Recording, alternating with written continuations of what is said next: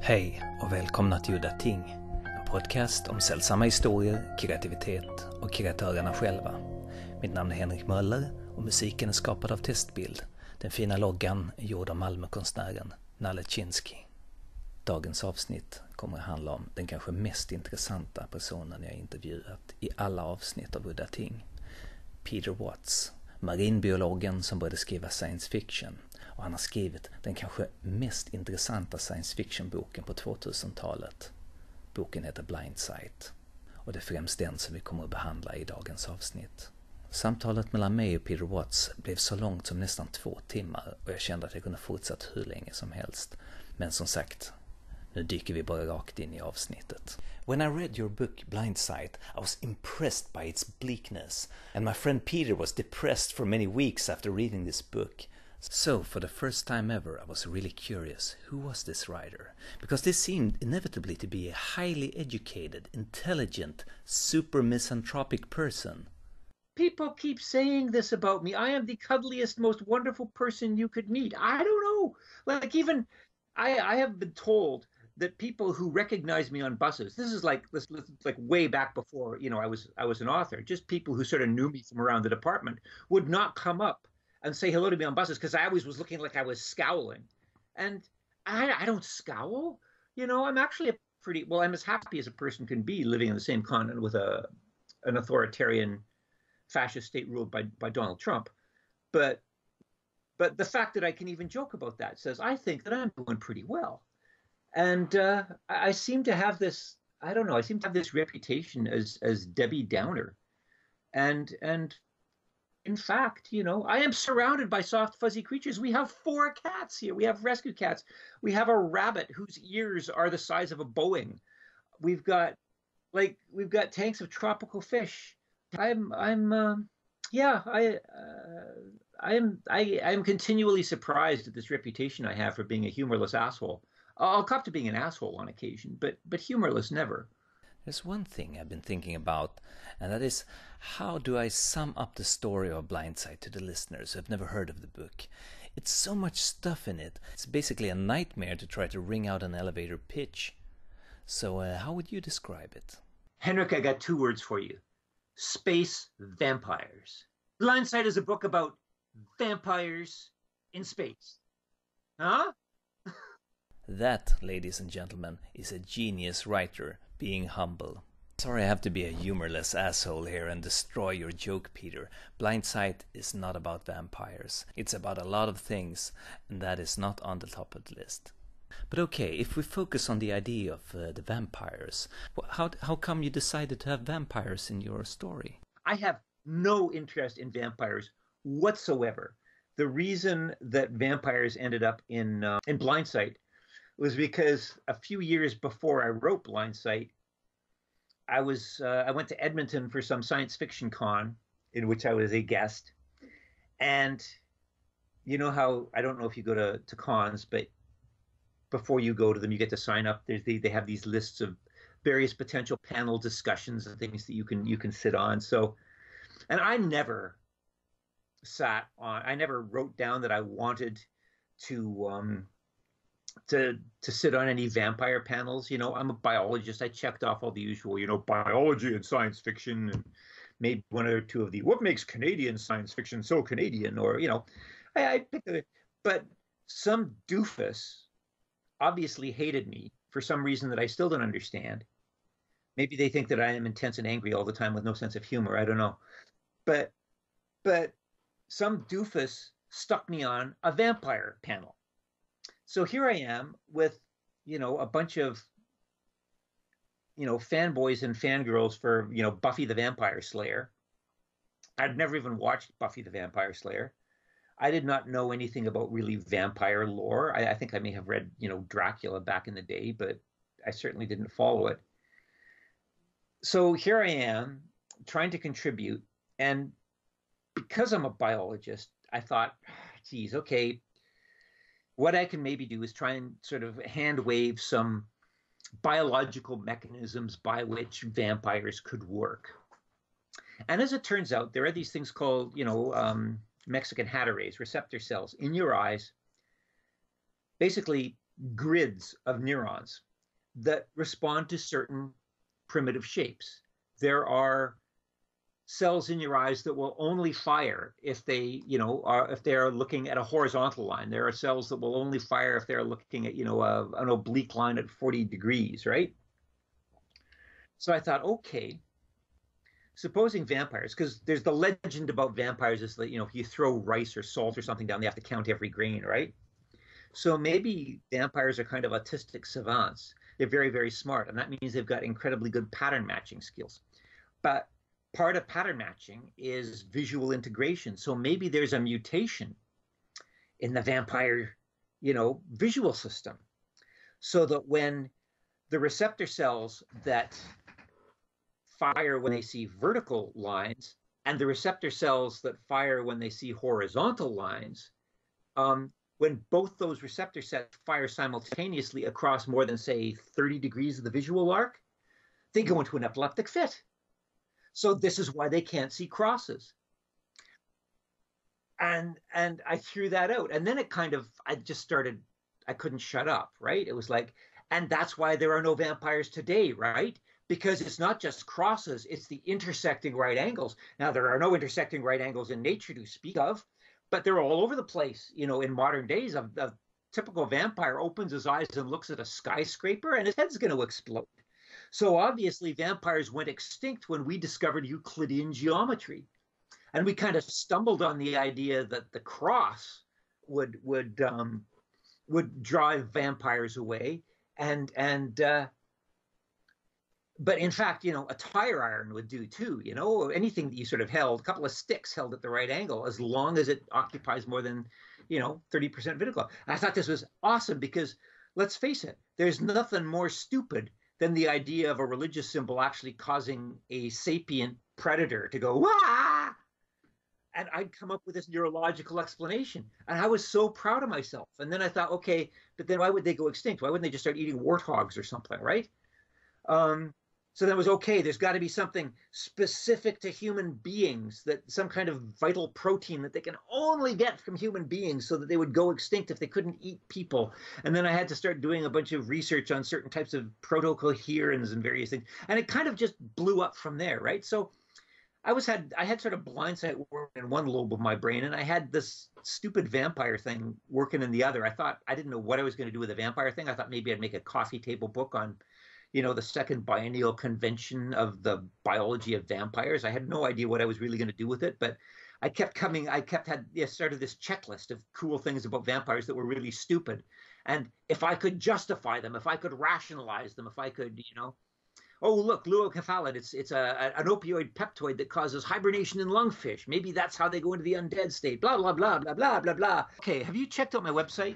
Google Peter Watts Vampire PowerPoint. I've got you're going to need a Flash plugin, but I've got a PowerPoint there. It's like 43 minutes long. It's essentially a PowerPoint presentation delivered to a bunch of stockholders from this pharmaceutical multinational who have accidentally kickstarted some basic vampire genes while trying to cure this kid who has autism. And the kid turns into a vampire and dies, I've actually had people who work in the pharmaceutical industry write me up and saying, who are you and what company do you work for? Because you have so completely nailed the sociopathic, we are going to create industrial vampires for the children of the world kind of a thing, right? Nothing could possibly go wrong. And it's sprinkled in with a lot of actual sort of biology. And, basically they work out this deal with the Texas penal system so that they can go through their death row inmates because they realize that it's actually, I think, quite funny. And it deals with a lot of this, and it's played completely straight. It's just basically a slideshow with my voice in this, trying to make lame jokes about incredibly grisly and unethical subjects to a bunch of stockholders who are basically not interested in how many people died, but how much money they can make. What was the central idea, the thing that got you writing Blindsight? I actually stole from Richard Dawkins. He edited a book, I guess, back in the early 90s I don't even remember what it was called. It was basically a book of natural history essays by a variety of ecologists and so on. And he wrote the afterword to this book. It was a kind of a turquoise blue book with a picture of a beehive, or no, sorry, a wasp nest on the front of it, I think, but I can't remember what it was called. Anyhow, in this afterword that he wrote, he cited as one of the great unexplained mysteries of biology the value of consciousness. And he pointed out that you could quite easily imagine a meat robot that was capable of thinking and inventing and doing all the things that we are, but which was not conscious. It was just intelligent. So what is consciousness for? And he just kind of threw this out as kind of a, and I'd never thought of it before. And obviously Dawkins wasn't the first one to wonder about this. People have been wondering about it, you know, for generations, but I'm not a very well-read guy. So the first time I encountered this question, it was with Dawkins. And that idea just kind of percolated.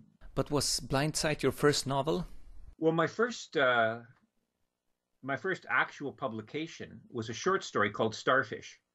Sorry, it was a short story called Anish, which basically was this two-person play set 3,000 meters down on a hydrothermal rift event in the Pacific Ocean. We have this little dick-ass award in Canada called the Aurora for science fiction. You've probably never heard of it. It's pretty obscure. Anyhow, this was my first short story published, and it won this award, or at least it tied for it. So I figured, hey, that's great. Maybe I should bloat this short story into an entire novel. And I never got around to it until I ended up running screaming from academia for political reasons that we need not go into. But I basically found myself unemployed with nothing to do for 8 months. So I turned Anish into a novel, which became Starfish. So Starfish was my first novel. So what was the story of Starfish then? Kind of played around with my fascination with the deep sea. My formal training is in marine biology. So I love the idea of setting up a sort of a geothermal power plant down on sort of these essentially on the shoulder of an undersea volcano. And I guess the theme that it explores fundamentally is that civilization is built on the backs of its outcasts. I suppose, I mean, when you think about it, I guess this is informed again by my background in academia. You've got two kinds of researchers. You've got the kind who's relatively well-adjusted and spends their weekends with their families and seems happy and puts in 9 to 5 and lives a pretty productive life. And then you've got those driven types who more often than not are kind of assholes. They spend their entire lives sort of hunkered over their keyboards and their lab benches, desperately trying to get the approval of their father, who has been disappointed in them ever since they didn't grow up to become a medical doctor. And they are driven by this obsessive desire to succeed at all costs. And more often than not, those are the guys that make the breakthroughs. Those are the guys that actually make the discoveries that change the world. But you really wouldn't want to hang out with too many of them at a party. So I sort of took this observation that the people who, at least creatively, have a lot of the power are also the most dysfunctional. And I sort of literalized that. I put these people down at the bottom of the sea, and the reason they're down there is they're essentially there as a stopgap measure because we haven't figured out how to completely automate the geothermal program yet. So we put these people down there, but the problem is the deep sea environment, especially on the shoulder of an undersea volcano, is pretty damn dangerous. You could get like boiled down to the bones or buried in a mudslide. It's a very volatile environment. So normal people tend to sort of break pretty quickly down there, and the grid authority figures out in short order that the people who actually can handle that kind of stress are people who have been raised under very stressful conditions, people who are so pickled in stress hormones that working on the side of a volcanic vent would actually be a step up. So the geothermal rift program gets populated by victims of child abuse and pedophiles and, you know, people who have been, you know, war veterans, people who've been victims of violent crime, because they're basically used to the trauma. And so they basically, and of course, what you've done is you have put them you have put them down at the source of power for continental North America. So they basically have their hands on a kill switch for civilization. So it's kind of the idea that the dysfunctional people actually have more power than they realize. And I sort of took that observation and turned it into this really obvious, clunky metaphor about fucked up people at the bottom of the sea, and tried to figure out what would happen when they suddenly realized that they actually do have some power. Well, I would say that you're the Thomas Ligotti of science fiction, and that's a compliment for sure. Oddly enough, I have been compared with Ligotti on more than one occasion. And people, like, I mean, there was my favorite quote from a critic was, whenever I find my will to live becoming too strong, I read Peter Watts. And I think that's awesome. And Starfish was, if anything, bleaker than Blindsight. Starfish, one reviewer said, it's the kind of book makes you want to open your veins in a warm tub. Some fairly, I guess, darkly humorous stuff. Do you have an example of a scene you consider funny? There's a scene in Starfish where this undercover cop, basically gets injected with androgen suppressants so that he can actually shrink down to be a little kid again and be victimized by pedophiles as parts of a sting operation. I thought the idea of like a pint-sized prepubescent cop was kind of funny. I mean, Starfish actually got it was actually made the New York Times list of notable books, right? So it's obviously not that grim. New York Times is not known for their angsty emo taste. I Googled my name in conjunction with certain adjectives just to see what showed up, and grim, dark, dystopian, nihilistic, like these Peter Watts with nihilistic got something like 100,000 hits. I kind of object to that. I would argue that my writing is fairly optimistic, and maybe Blindsight's an exception, because Blindsight is kind of a philosophical thought experiment that says, what if the thing that we value most about our humanity is in fact an evolutionary disadvantage? What if consciousness is a dead end? And there's no way to paint clown makeup on something like that, right? That's pretty much a downer of a theme. But my other books essentially deal with collapsing civilizations and the neurochemical programming of human beings. And, it's not uncommon to encounter scenes where, the giant dirigibles sort of come in and with their flamethrowers, and burn 1,000 coastal refugees to death. In my books, the people who are burning the 1,000 coastal refugees to death are really doing it for the best reasons. They're not doing it because, they like the smell of human barbecue. They're not doing it because they're assholes. They're doing it because there is a disease vector at loose in this population that will result in billions of deaths if they don't kill 1,000 now. My work tends to deal a lot with fairly decent people who are trying to make the best of a really shitty situation. And it can't be anything, if I'm writing within the next 100 years, how can it be anything but a shitty situation, right? Like, these things are already starting to happen. The world is already turning to shit. And big ships turn slowly. And the global ecosystem is a pretty honking big ship. So it's pretty much assured that things are going to get worse before they get better, if they get better. And so anybody who's trying to write realistic fiction set a few decades in the future is going to have to set that fiction against a pretty dystopian backdrop. That said, the people who are wrestling with what we have left them are actually much nicer and much nobler than real people are in real life. I think I actually have a childishly naive, happy view of human nature. You may have people killing, 1,000 people to save 1,000,000. What you don't find is some asshole who starts a war on false pretenses just to line the pockets of his oil buddies. You don't have religious fanatics, driving planes into buildings. You don't have that kind of petty, banal, mustache-twirling evil that seems to typify the U.S. political administration for much of the past 50 years. You don't have much in the way of racism. all the things that make real life humanity truly ugly don't generally show up in my books. My people are forced to do horrible things, but only because the alternative is worse. I tried once to write a truly villainous character based on a real person I know. I mentioned before that I'd run Screaming from Academia. And that had largely to do with a guy called Andrew Trites, who was my boss at the University of British Columbia. And he was one of those sort of duplicitous, smarmy, really more of a politician than a scientist, somebody who will sort of, go to the oil industry and ask for money so that he could disprove climate change. He was actually in a marine mammal, so it wasn't a climate change thing, but that kind of attitude, right?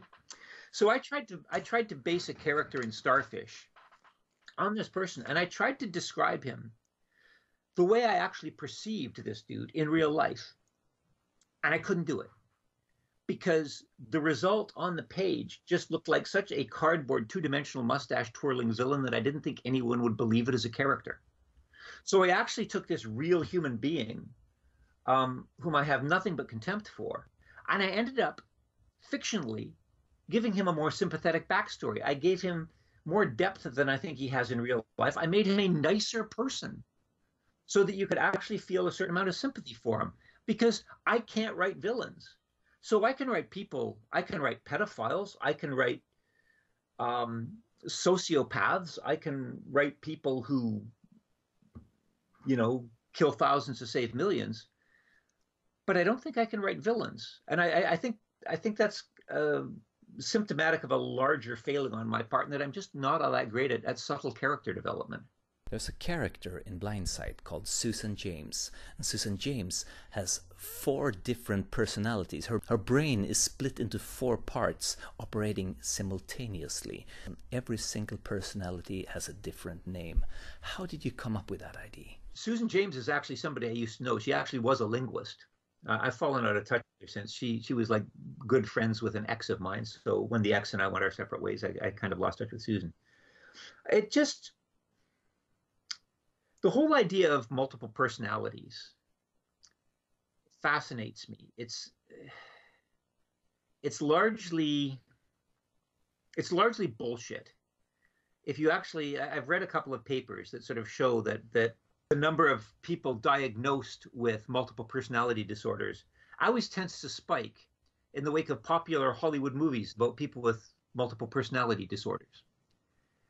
And some people go to their therapists not even thinking that they have multiple personality disorders. And the therapist convinces them that they do because it's a sexy thing to diagnose. And there are people who, and it's not just, having male and female and agitated and artistic and rational personalities in there. There are people who report that they have the personalities of German shepherds in there. There are people that claim that they have lobster personalities, and it's just dumb. That said, there's absolutely no reason why something with the neuronal mass of our brains could not host more than one totally sapient individual. We know this happens. In cases of extreme epilepsy, you'll perform something called a radical hemispherectomy. You've heard of alien hand syndrome, right? Where you split the corpus callosum down the middle. And all of a sudden, the 2 halves of the brain can't talk to each other through the fat pipe. They have to talk to each other through the brain stem. So it's basically, they're communicating via dial-up instead of broadband.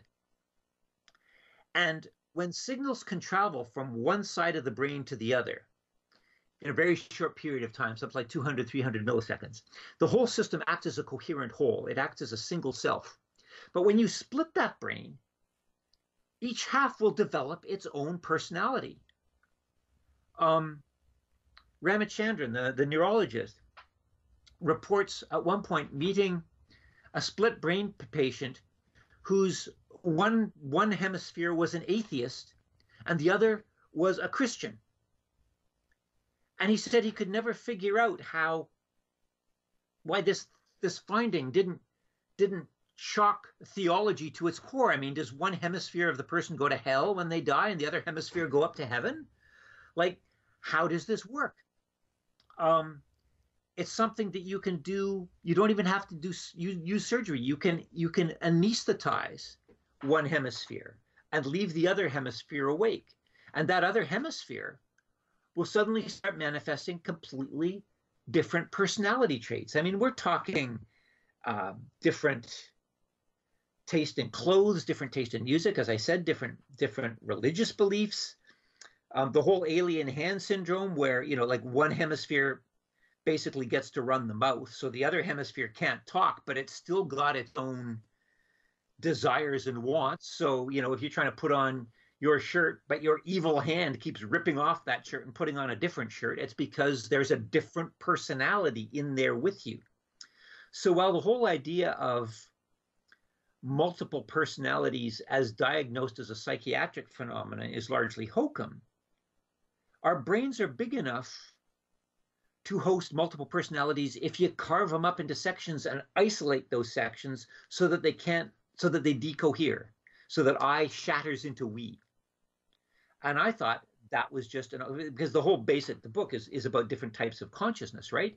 This was a perfect illustration of a whole new type of consciousness. You have multiple attentional personae in a single skull that can communicate with each other, but only through these tiny thin straws. So they're essentially like parallel processing nodes. They're like a network of computers, each of which it has its own specialization. I just thought that was a really cool conceit for analytical purposes, because it's like having a whole research team in your head. In Echopraxia, I actually explored this in quite a whole different way. A major element of Echopraxia is this order of things that you might want to call post-scientific monks, called the bicameral order, who have literally used cancer genes to rewire their brains to the point where they can internalize. How quantum mechanics is something that you can maybe follow with the math, but you never feel it in your gut. If somebody throws a ball at you, you understand in your gut the Newtonian physics of it. Somebody throwing a ball makes sense. The arc makes sense. You can reach out, you can catch it. You don't even have to think about it. You evolved in a world of Newtonian physics. We did not evolve in the quantum realm. So that shit makes no sense to us at all. Effect preceding cause, and Schrodinger's cat being alive and dead at the same time, probability waves, all these mathematical descriptions, when you try and explain what they mean in conventional terms, make no sense at all. And science is going further out into those realms, into those incomprehensible realms. So what I proposed in Echopraxia were these bicamerals who literally had their brains rewired so that they could think at that level. But the trade-off, of course, was that they were no longer able to think in conventional levels. So they basically, their speech patterns were fucked up. They needed interpreters because they couldn't actually communicate with baseline humans anymore. They lived in these vast monasteries out in the desert because while they could figure out string theory in all its 17 dimensions in their heads, as intuitively as you could catch a thrown baseball, they'd have a hard time crossing a busy street without getting hit by cars. I think that we evolved to understand events that happen on a certain scale of resolution. Once you move out of that scale of resolution, we're neurologically incapable of grasping those things because we did not evolve to deal with them. So if we're going to be able to understand them on a gut level, the same way we understand Newtonian physics, we are going to have to physically modify our brains. And that's going to mean we're not going to be human anymore. We are going to turn into something else that understands the universe in a completely different way. In the first episode of Udda Ting, I interviewed Brian Evanson, and Brian Evanson told me a story about the rubber hand syndrome, or whatever he calls it, the rubber hand experiment. And the rubber hand experiment works like this, that you put your hand under a table, and on the table is a rubber hand, and severed at the wrist. And the rubber hand is stroked with a feather, and simultaneously your own hand is stroked with a feather under the table. And then in some sort of strange way, your brain sort of makes up a fabricated vision of an arm that connects to the rubber hand, just so the brain can sort of process this material? We have a sense, sort of a sixth sense called proprioception. It's why you can close your eyes and still know where your various body parts are, right? You've got this sense of where all your parts are. And what the rubber hand experiment does is it fucks with that sense of proprioception. It forces the brain to think, oh, that plastic thing is my arm. And you get this gut visceral certainty that that thing is your arm, even though you know intellectually it's not. That's just one example of a whole shitload of things. For example, if you see somebody's mouth say something, but you hear them say something different, your brain will twist the sound so that the sound is more consistent with what you see, how you see their mouths move. And the coolest one of all, the coolest one example of this kind of experiment at all is like total body swapping. They put a VR helmet on you, and the cameras that you're looking into, the screens that you're looking into, they feed into cameras that are looking up from the eyes of a mannequin across the room. So you are looking back at yourself in this VR helmet, right? Through the eyes of the mannequin. And people who do this suddenly feel that they are inside the mannequin. That's where their center of consciousness is. And this illusion persists even when they walk across the room and shake hands with the mannequin. They still feel that they are in the mannequin and not in their own heads. And I came up with this really cool idea that I think would make an awesome Olympic sport: body swap boxing, where the combatants in a boxing ring wear these VR helmets so they're each looking out from the other person's perspective. And then they have to fight. But in so fighting, they're basically punching themselves in the face. I mean, wouldn't that not be an awesome spectator sport? I've always been fascinated with the ideas of psychological warfare. For example, the latest thought experiment that's been circulating around called Roko's Basilisk. I've been talking about it in a previous podcast, and it basically is that someone thought up the idea that they were sponsoring an AI, an artificial intelligence, a computer, and if you didn't give them money or in some ways help further the technology and sponsor it in some way, this computer in the future would return and take its revenge on you.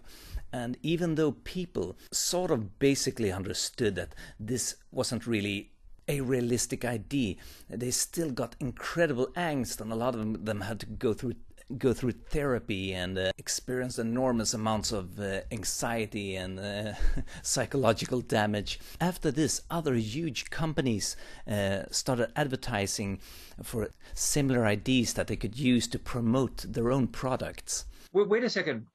Point of clarification here. Is this an actual experiment that some psychologists did on naive people? This isn't a story. No, it's not a story. It's for real. Well, I mean, what you're talking about is standard fundamentalist religious tropes, just tarted up with a science fiction veneer. I mean, basically, religion, Western Christian religion, basically says you must do what the invisible sky fairy says. I'm the one who knows what the invisible sky fairy wants you to do. And if you don't do what the invisible sky fairy says, you are going to go to the awful place. Basically, we're talking about an extremely old hack. And I think the theory that I'm most fond of to explain it is that natural selection favors the paranoid.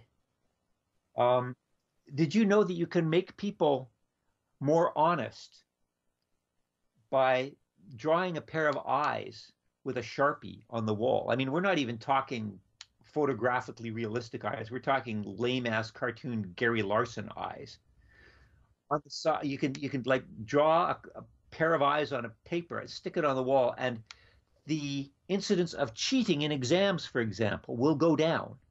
they did an experiment where people thought that they were answering a computer quiz, but the computer interface was set up so that it would fake a glitch that would show people the answers. So people would think that they had the opportunity to cheat on this test. And there were two groups of people that were given this surreptitious opportunity to cheat. One of these groups of people was the control, and the other group of people was told by the lab tech, just offhandedly while they were setting up the procedure, that there was a girl who had been murdered, just down the hall. And people kept saying they could see her ghost, that her ghost had been reported, just in the men's room across the hall just last week. And people who had been told the ghost story were less likely to cheat when given the opportunity. And what this suggests in evolutionary terms is that we are hardwired to believe that things are watching us. And you can see how that would evolve, because as a matter of fact, this is like a little parable I actually tell in Echopraxia. There's these three guys back in the African savannah, and they each hear something rustling in the grass. And one of them thinks that it's a tiger, so he runs like hell. And it is a tiger, but the guy gets away. And the second guy hears something rustling in the grass, and he thinks it's a tiger, and he runs like hell, but it's just the wind. And his friends all laugh at him for being a chicken shit. And the third guy, he hears the rustling in the grass, and he thinks, that's just the wind. And a tiger has him for dinner. And this goes on generation after generation. And pretty soon, everybody's hearing and seeing tigers, even when there aren't any tigers. Because let's face it, even if you're a chicken shit and people laugh at you, you're still around to have kids. Whereas the guy who got eaten by the tiger is not. So natural selection has programmed us to see agency in nature because it's safe to be paranoid. If you hear something that could be the wind, it could be something random, or it could be something watching you getting ready to pounce, you better act as though it's something getting ready to pounce. And this, after millions of years, has been wired into us to such an extent that when people are stressed, they are more likely to see patterns in random visual static than when they are not stressed. That you get things like conspiracy theories, tinfoil hat conspiracy theories, belief in religions, belief in gods, belief in monsters, all increase during periods in societies where there's a lot of social unrest. And it's all essentially an enhanced predator response to stress. And this basilisk that you're describing just looks like another twist on the fundamental religious response, which is in turn a sort of an intellectualized bastardization of an anti-predator avoidance strategy. I was extremely fascinated with the character Siri Keaton's mother, whose mind is sort of in some kind of matrix system. How did you come up with that idea? Siri's mother was pretty much inspired by my mother. My mother is dead now, and I'm glad she's dead. She was clingy for reasons which, she had a very unhappy marriage. She was married to a Baptist minister who was actually a closeted gay. So as you can imagine, their sex life was not great. How the hell they managed to have 3 kids and 2 miscarriages? So they had sex at least 5 times in their lives. How they managed to do this, I have no clue. I talked to Dad after he came out. Fanchen was pretty horrible to him when she got dementia later in life, and the charitable Christian facade kind of fell away, and she would starve Dad, and she would beat the crap out of him, and she would hit him. And Dad was this incredibly gentle guy who had never hurt a flea. So he finally, and while he would defend our mother's abuses of him, and finally he sort of came out and said, "Look, I am a non-practicing homosexual. I love your mother, but I am drawn to men. I don't call myself a gay because it's never brought me any joy at all. I'm a non-practicing homosexual." And so you can see you can't really blame your mother for hitting me all the time, because look what I've done to her. Look at what I am. I'm this horrible person. And that was, of course, a horrible self-loathing thing for the guy to say. He was a wonderful man.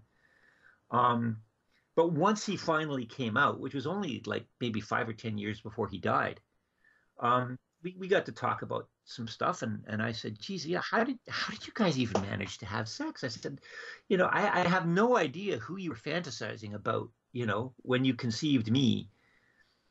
He said, well, it certainly wasn't your mother. And, but as a result of this, because mother did not have much of an intimate relationship with dad, she basically tried to port everything over to the kids. So she was very intrusive. She would go through our mail. She would dig through our stuff. She would give us no privacy whatsoever. She was just incredibly smothering kind of a creature. And I think I mentioned before, I'm not very good at character development. So when I'm trying to develop an intense character, basically what I have to do is take somebody that I actually know and just port them over into fiction. And just sort of, I'm not very good at inventing characters, but I can observe them well enough. So I observed this particular character and decided to make that character Siri's mother. And the idea of her actually doping Siri with drugs that would increase the maternal bond is totally something my mother would have done if she had had that technology at her disposal. Okay, it wasn't exactly what I meant. I meant that the matrix system that her mind is into now. I am sorry. I just used you as a cheap therapist, didn't I? all the hatred and anger coming out against my dead mother. Okay, well, you can always cut that part out. What happened to her? No, she's basically in the matrix now. In Echopraxia, you learn a little more, or rather, in the kernel, you learn a little more about heaven, and it's basically human brains. You rent out your human brain; it goes into this network, and spare processing cycles are used essentially as part of the internet.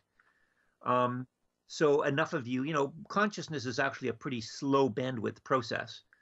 So Siri's mother, she's living her little dream life. She's living her happy life, probably driven absolutely fucking batshit insane by the knowledge that on some level that it is fantasy, that she can't affect real people, but she lives in her own little world. And most of her brain is basically being used to solve space flight trajectories or cure cancer or, fix colony collapse disorder, or do whatever else massive computer networks in the late 21st century do. And she's basically pickled in a tank. So do you have any literary influences, writers that you like? A metric fuck ton of writers that I admire greatly, but I don't necessarily want to write like them.